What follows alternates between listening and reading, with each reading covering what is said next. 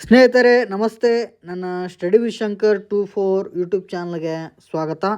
ಸ್ನೇಹಿತರೆ, ಇಂದಿನ ತರಗತಿಯಲ್ಲಿ ನಾವು VAO 2024ರ ಪ್ರಶ್ನೆ ಪತ್ರಿಕೆಯನ್ನು ಕೆಲವು ಪ್ರಶ್ನೆಗಳನ್ನು ಇಂದಿನ ತರಗತಿಯಲ್ಲಿ ಡಿಸ್ಕಷನ್ ಮಾಡೋಣ. ಬನ್ನಿ ಸ್ನೇಹಿತರೆ, ಚರ್ಚೆಯನ್ನು ಆರಂಭಿಸೋಣ. ಈ ಕೆಳಗಿನವರಲ್ಲಿ ವಿಜಯನಗರವನ್ನು ಆಳಿದ ಸಂಗಮ ವಂಶದ ರಾಜರನ್ನು ಗುರುತಿಸಿ ಅಂತ ಪ್ರಶ್ನೆಯನ್ನು ಕೇಳಿದ್ದಾನೆ. ಸರಿಯಾದ ಉತ್ತರವನ್ನು ಕೆಳಕಂಡ ಸಂಕೇತಗಳಿಂದ ಆಯ್ಕೆ ಮಾಡಿ ಅಂತ ಪ್ರಶ್ನೆಯನ್ನು ಕೇಳಿರೋದು. ಎರಡನೇ ಬುಕ್ಕ ಸಂಗಮ ವಂಶದ ದೊರೆ ಹೌದು. ವೀರನರಸಿಂಹ ಈತ ಸಂಗಮ ವಂಶದ ದೊರೆ ಅಲ್ಲ. ಈತ ತುಳುವ ವಂಶದ ಸ್ಥಾಪಕ. ಸೊ ಈತ ಸಂಗಮ ವಂಶಕ್ಕೆ ಸೇರಿದ ಅರಸ ಅಲ್ಲ. ಹಾಗೆ 1ನೇ ದೇವರಾಯ, ಮಲ್ಲಿಕಾರ್ಜುನ, ಈ ಮೂವರು ಜನರು ಸಂಗಮ ವಂಶದ ದೊರೆಗಳಾಗಿದ್ದಾರೆ. ಓಕೆ, ಮುಂದಿನ ಪ್ರಶ್ನೆ ನೋಡೋಣ. ಆದ್ದರಿಂದ ಆಯ್ಕೆ 4 ಸರಿಯಾಗಿದೆ. ಓಕೆ, ಮುಂದಿನ ಪ್ರಶ್ನೆ ನೋಡೋಣ. ಶ್ರವಣ ಬೆಳಗೊಳದೊಂದಿಗೆ ಐತಿಹಾಸಿಕ ಸಂಬಂಧ ಹೊಂದಿರುವ ವ್ಯಕ್ತಿಗಳನ್ನು ಗುರುತಿಸಿ ಅಂತ ಪ್ರಶ್ನೆಯನ್ನು ಕೇಳಿದ್ದಾರೆ ಸ್ನೇಹಿತರೆ. ಇದರಲ್ಲಿ ಸ್ನೇಹಿತರೆ ಸರಿಯಾದ ಉತ್ತರ ಚಂದ್ರಗುಪ್ತ ಮೌರ್ಯ ಹೌದು. ಶ್ರವಣ ಬೆಳಗೊಳದೊಂದಿಗೆ ಅವರಿಗೆ ಐತಿಹಾಸಿಕ ಸಂಬಂಧ ಇತ್ತು. ಏಕೆಂದರೆ ಚಂದ್ರಗುಪ್ತ ಮೌರ್ಯ ತನ್ನ ಕೊನೆಯ ದಿನಗಳಲ್ಲಿ ಜೈನ ಧರ್ಮವನ್ನು ಸ್ವೀಕರಿಸಿ ಆಚಾರ್ಯ ಭದ್ರಬಾಹುವಿನೊಂದಿಗೆ ಶ್ರವಣ ಬೆಳಗೊಳಕ್ಕೆ ಬರ್ತಾರೆ. ಶ್ರವಣ ಬೆಳಗೊಳಕ್ಕೆ ಬಂದು ಸಲ್ಲೇಖನ ವ್ರತದ ಮೂಲಕ ಪ್ರಾಣವನ್ನು ತ್ಯಜಿಸ್ತಾರೆ. ಇವರು ಸಲ್ಲೇಖನ ವ್ರತವನ್ನು ಆಚರಿಸಿ ಪ್ರಾಣ ಬಿಟ್ಟಂತಹ ಒಂದು ಬೆಟ್ಟಕ್ಕೆ ಚಂದ್ರಗಿರಿ ಬೆಟ್ಟ ಅಂತ ಹೆಸರು ಇದೆ. ಅದಕ್ಕೆ ಚಂದ್ರಗಿರಿ ಬೆಟ್ಟ ಅಂತ ಕರೀತಾರೆ. ಇನ್ನು ಚಾವುಂಡರಾಯ ಗಂಗರ ರಾಜವಂಶದ ಪ್ರಸಿದ್ಧ ಮಂತ್ರಿ ಮತ್ತು ದಂಡನಾಯಕ. ಈತ ಶ್ರವಣ ಬೆಳಗೊಳದ ಪ್ರಸಿದ್ಧ ಏಕಶಿಲಾ ಗೊಮ್ಮಟೇಶ್ವರ ಬಾಹುಬಲಿ ಮೂರ್ತಿಯನ್ನು ಈತ ನಿರ್ಮಾಣ ಮಾಡಿರ್ತಾನೆ. ಇನ್ನು ರಾಣಿ ಶಾಂತಲಾ, ಹೊಯ್ಸಳ ದೊರೆ ವಿಷ್ಣುವರ್ಧನನ ಪತ್ನಿಯಾಗಿದ್ದ ಈಕೆ ಜೈನ ಧರ್ಮದ ಅಪಾರ ಭಕ್ತೆ. ಜೈನ ಬಸದಿಗಳನ್ನು ನಿರ್ಮಿಸಿದ ಹಾಗೂ ಶ್ರವಣ ಬೆಳಗೊಳದ ಧಾರ್ಮಿಕ ಪರಂಪರೆಯೊಂದಿಗೆ ನಿಕಟ ಸಂಪರ್ಕ ಹೊಂದಿದ್ದಳು. ಓಕೆ, ABC ಸರಿಯಾಗಿದೆ. ಓಕೆ, ಮುಂದಿನ ಪ್ರಶ್ನೆ ನೋಡೋಣ. ಪೆರಿಸ್ತಾನ ಪ್ರಕಾರ ಆದಿಲ್ ಶಾಹಿಗಳ ಕಾಲದಲ್ಲಿ ಬಿಜಾಪುರಕ್ಕೆ ನೀರಿನ ವ್ಯವಸ್ಥೆ ಕಲ್ಪಿಸಿದ ಸುಲ್ತಾನ ಯಾರು ಅಂತ ಪ್ರಶ್ನೆಯನ್ನು ಕೇಳಿದ್ದಾರೆ. ಸ್ನೇಹಿತರೆ, ಇದಕ್ಕೆ ಸರಿಯಾದ ಉತ್ತರ ಮಹಮ್ಮದ್ ಆದಿಲ್ ಶಾ ಬಿಜಾಪುರಕ್ಕೆ ನೀರಿನ ವ್ಯವಸ್ಥೆಯನ್ನು ಕಲ್ಪಿಸ್ತಾನೆ. ಅದು ಪೆರಿಸ್ತಾನ ಪ್ರಕಾರ. ಓಕೆ, ಮುಂದಿನ ಒಂದು ಪ್ರಶ್ನೆಯನ್ನು ನೋಡೋಣ. ಕರ್ನಾಟಕದಲ್ಲಿ ಬ್ರಿಟಿಷರ ವಿರುದ್ಧ ನಡೆದ ಸಶಸ್ತ್ರ ಬಂಡಾಯಗಳನ್ನು ಸರಿಯಾದ ಕಾಲಾನುಕ್ರಮದಲ್ಲಿ ಜೋಡಿಸಿ ಅಂತ ಪ್ರಶ್ನೆಯನ್ನು ಕೇಳಿದಾನೆ ಸ್ನೇಹಿತರೆ. ನಾವು ಇದನ್ನು ಯಾವ ವರ್ಷ ನಡೀತವೆ? ಸಿಂದಗಿ ದಂಗೆ ನಡೆದಿದ್ದು 1824ರಲ್ಲಿ ದಿವಾಕರ್ ದೀಕ್ಷಿತ್ ಇವರ ನಾಯಕತ್ವದಲ್ಲಿ ನಡೀತದೆ. ನಿಪ್ಪಾಣಿ ದಂಗೆ 1841ರ ಕಾಲಘಟ್ಟದಲ್ಲಿ ನಡೀತದೆ. ಇದರದ್ದು ಅಪ್ಪ ದೇಸಾಯಿ ಅಂತ ನಾಯಕ ಇರ್ತಾರೆ. ಇದರದ ದಂಗೆಯ ನಾಯಕ ಅಪ್ಪ ದೇಸಾಯಿ. ಇನ್ನು ಸೂಪಾ ದಂಗೆ ನಡೆದಿದ್ದು 1858-59ರಲ್ಲಿ. 1858-59ರಲ್ಲಿ ಸೂಪಾ ದಂಗೆ ನಡೀತದೆ. ಸೂಪಾ ದಂಗೆ ಇದು ಸಿಪಾಯಿ ದಂಗೆಯ ಪ್ರಭಾವ ಈ ದಂಗೆಗೆ ಇರ್ತದೆ.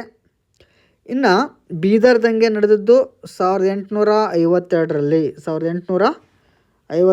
ನಡೀತದೆ. 1852ರಲ್ಲಿ ನಡೀತದೆ. 1852.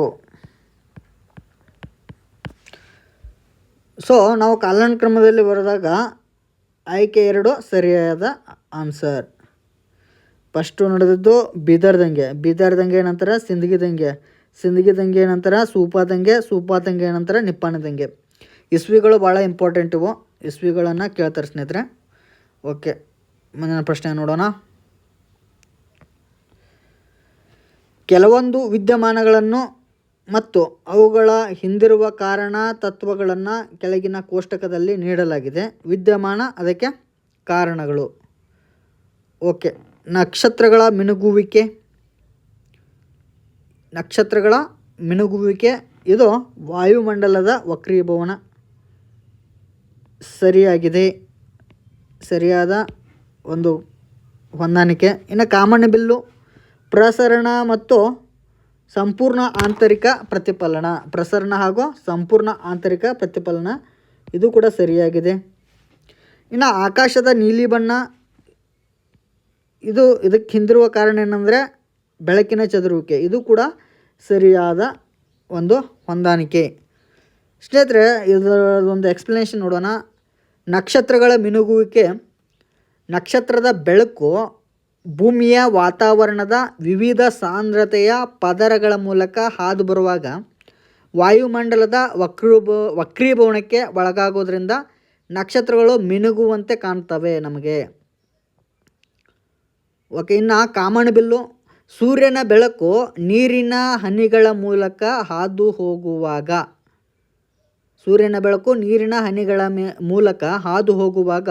ಬೆಳಕಿನ ವಿಭಜನೆ, ವಕ್ರೀಭವನ ಮತ್ತು ಸಂಪೂರ್ಣ ಆಂತರಿಕ ಪ್ರತಿಫಲನ ಏಕಕಾಲದಲ್ಲಿ ನಡೆದು ಕಾಮನಬಿಲ್ಲು ಮೂಡ್ತದೆ.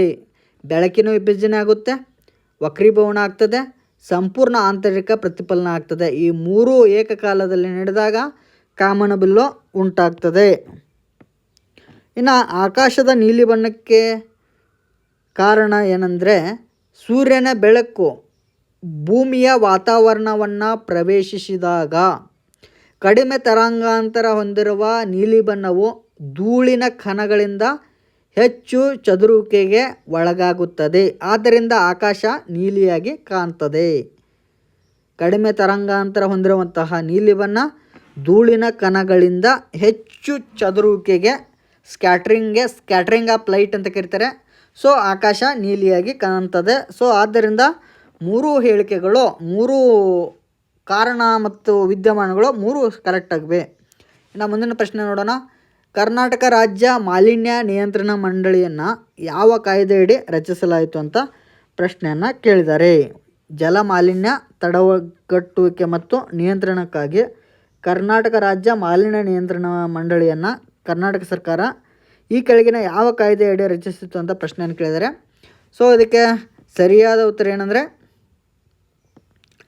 ಜಲ ಮಾಲಿನ್ಯ ತಡೆಗಟ್ಟುವಿಕೆ ಮತ್ತು ನಿಯಂತ್ರಣ ಕಾಯ್ದೆ. ಜಲ ಮಾಲಿನ್ಯ ತಡೆಗಟ್ಟುವಿಕೆ ಮತ್ತು ನಿಯಂತ್ರಣ ಕಾಯ್ದೆ 1974 ಕಾಯ್ದೆ ಅನ್ವಯ ಏನು ಮಾಡ್ತಾರೆ, ಕರ್ನಾಟಕ ರಾಜ್ಯ ಮಾಲಿನ್ಯ ನಿಯಂತ್ರಣ ಮಂಡಳಿಯನ್ನು ಸರ್ಕಾರ ಆ ಕಾಯ್ದೆ ಮೂಲಕ ಜಾರಿಗೆ ತರ್ತದೆ.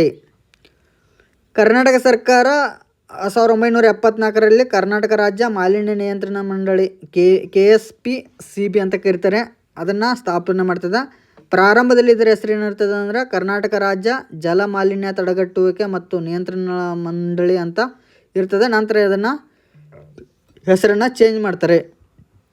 ಓಕೆ, ಮುಂದಿನ ಪ್ರಶ್ನೆ ನೋಡೋಣ. ಈ ಕೆಳಗಿನವುಗಳನ್ನು ಓದಿ ಮತ್ತು ಇವುಗಳಲ್ಲಿ ಅಕ್ಕಿಯ ತಳಿಗಳ ವಿಧಗಳನ್ನು ಗುರುತಿಸಿ ಅಂತ ಇದೆ ಸ್ನೇಹಿತರೆ. ಅಕ್ಕಿಯ ತಳಿಗಳು ಯಾವುವು ಅಂತ ನೋಡೋಣ. ಕಲ್ಯಾಣ್ ಸೋನಾ ಇದು ಅಕ್ಕಿ ತಳಿ, ಹೌದು. ಕಲ್ಯಾಣ್ ಸೋನಾ ಇದು ಭಾರತದ ಹಸಿರು ಕ್ರಾಂತಿಯ ಸಮಯದಲ್ಲಿ ಪರಿಚಯಿಸಲಾದ ಪ್ರಸಿದ್ಧ ಗೋಧಿಯ ತಳಿಯಾಗಿದೆ.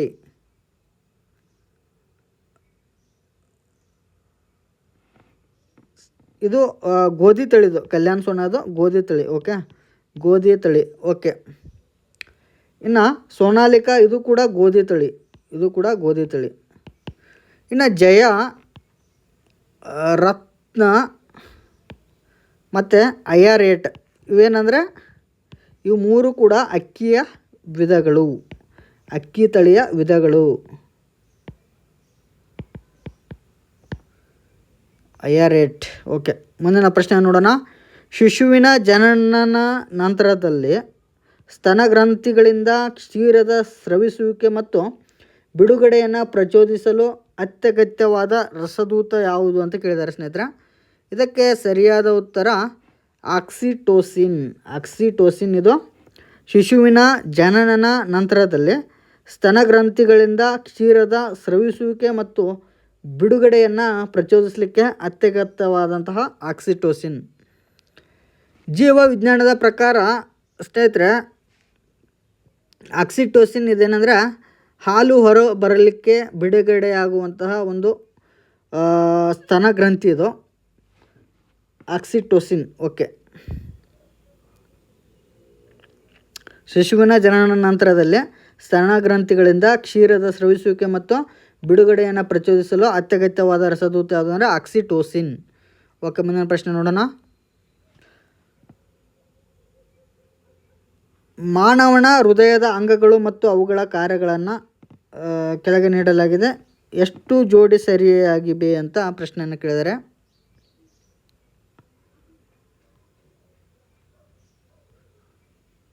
ಓಕೆ, ಇದರಲ್ಲಿ ಒಂದು ಜೋಡಿ ಮಾತ್ರ ಸರಿಯಾಗಿದೆ.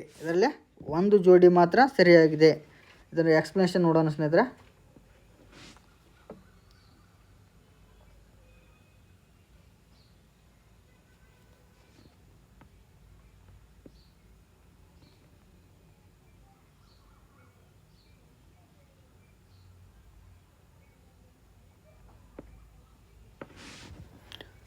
ಬಲ ಹೃತ್ಕರ್ಣ ದೇಹದ ಭಾಗಗಳಿಂದ ಅಶುದ್ಧ ರಕ್ತ ಸ್ವೀಕಾರ. ಎಡ ಹೃತ್ಕರ್ಣ ದೇಹದ ಭಾಗಗಳಿಂದ ಶುದ್ಧ ರಕ್ತ ಸ್ವೀಕಾರ. ಬಲ ಹೃತ್ಕರ್ಷಿ ಎಡ ಹೃತ್ಕರ್ಣದಿಂದ ಅಶುದ್ಧ ರಕ್ತ ಸ್ವೀಕಾರ. ಎಡ ಹೃತ್ಕರ್ಷಿ ಬಲ ಹೃತ್ಕರ್ಣದಿಂದ ಶುದ್ಧ ರಕ್ತ ಸ್ವೀಕಾರ. ಸ್ನೇಹಿತರೆ, ಬಲ ಹೃತ್ಕರ್ಣ ಏನು ಮಾಡ್ತದೆ ಅಂದರೆ ದೇಹದ ಭಾಗಗಳಿಂದ ಅಶುದ್ಧ ರಕ್ತ ಸ್ವೀಕರಣವನ್ನು ಮಾಡ್ತದೆ. ಇದು ಸರಿಯಾಗಿದೆ. ಓಕೆ, ಸರಿಯಾಗಿದೆ. ಇನ್ನು ಎಡ ಹೃತ್ಕರ್ಣ ದೇಹದ ಭಾಗಗಳಿಂದ ಶುದ್ಧ ರಕ್ತ ಸ್ವೀಕಾರ ಮಾಡ್ತದೆ ಅನ್ನೋದು ತಪ್ಪಾಗಿದೆ. ಇದು ಎಡ ಹೃತ್ಕರ್ಣ ಏನು ಮಾಡ್ತದೆ ಏನಂದರೆ ಶ್ವಾಸಕೋಶಗಳಿಂದ ಆಮ್ಲಜನಕವನ್ನು ಪಡ್ಕೊಳ್ತದೆ. ಆಕ್ಸಿಜನ್ ಪಡ್ಕೊಳ್ಳೋದು ಎಡ ಹೃತ್ಕರ್ಣ. ಆಕ್ಸಿಜನನ್ನು ಲಂಗ್ಸ್ಗಳಿಂದ ಪಡೆದುಕೊಳ್ತದೆ.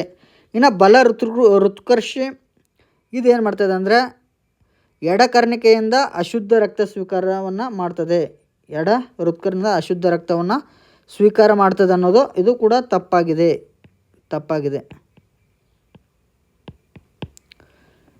ಇದು ಬಲ ಹೃತ್ಕರ್ಷಿ ಏನು ಮಾಡ್ತದೆ ಅಂದರೆ ತನ್ನ ಮೇಲಿರುವ ಬಲ ಹೃತ್ಕರ್ಷಿಯಿಂದ ಅಶುದ್ಧ ರಕ್ತವನ್ನು ಪಡಿತದೆ. ಎಡ ಹೃತ್ಕರ್ಣದಿಂದಲ್ಲ, ಬಲ ಹೃತ್ಕರ್ಣದಿಂದನೇ ಪಡೆಯೋದು. ಓಕೆ. ಇನ್ನು ಎಡ ಹೃತ್ಕರ್ಷಿ ಇದು ಬಲ ಹೃತ್ಕರ್ಣದಿಂದ ಶುದ್ಧ ರಕ್ತವನ್ನು ಸ್ವೀಕಾರ ಮಾಡ್ತದೆ ಅನ್ನೋದು ಕೂಡ ತಪ್ಪಾಗಿದೆ. ಎಡ ಹೃತ್ಕರ್ಷಿ ಏನು ಮಾಡ್ತದೆ ಅಂದರೆ ತನ್ನ ಮೇಲಿರುವಂತಹ ಎಡ ಹೃತ್ಕರ್ಷಿಯಿಂದ ಏನು ಮಾಡ್ತದೆ ಅಂದರೆ ಶುದ್ಧ ರಕ್ತವನ್ನು ಪಡೆದುಕೊಳ್ತದೆ. ಎಡ ಹೃತ್ಕರ್ಣದಿಂದ ಏನು ಮಾಡ್ತದೆ ಶುದ್ಧ ರಕ್ತವನ್ನು ಪಡೆದುಕೊಳ್ತದೆ. ಆದ್ದರಿಂದ ಎ ಒಂದು ಮಾತ್ರ ಸರಿಯಾಗಿದೆ.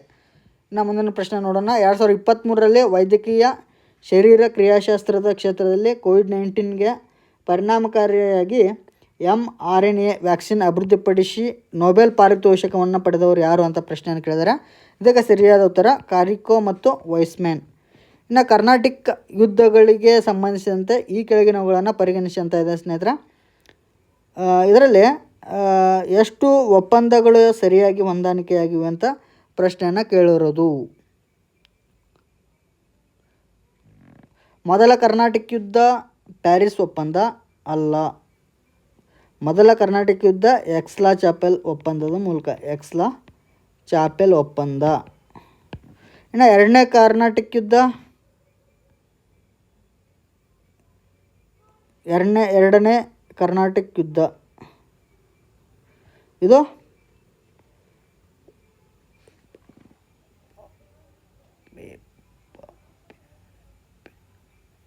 ಎರಡನೇ ಕರ್ನಾಟಿಕ್ ಯುದ್ಧ ಒಂದು ಸೆಕೆಂಡ್ ಸ್ನೇಹಿತರೆ, ಇದರಲ್ಲಿ ಒಂದು ಸ್ವಲ್ಪ ಗೊಂದಲವಿದೆ.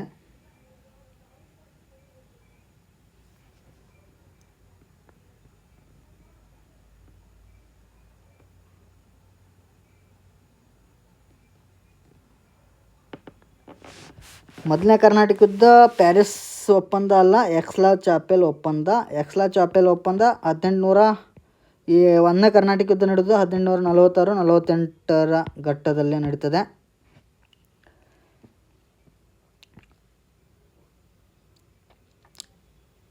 ಯುರೋಪಿನಲ್ಲಿ ನಡೆದಂತಹ ಆಸ್ಟ್ರಿಯಾದ ಉತ್ತರಾಧಿಕಾರ ಯುದ್ಧದ ಹಿನ್ನೆಲೆಯಲ್ಲಿ ನಡೀತದೆ ಈ ಮೊದಲನೇ ಕರ್ನಾಟಕ ಯುದ್ಧ ನಡೀತದೆ.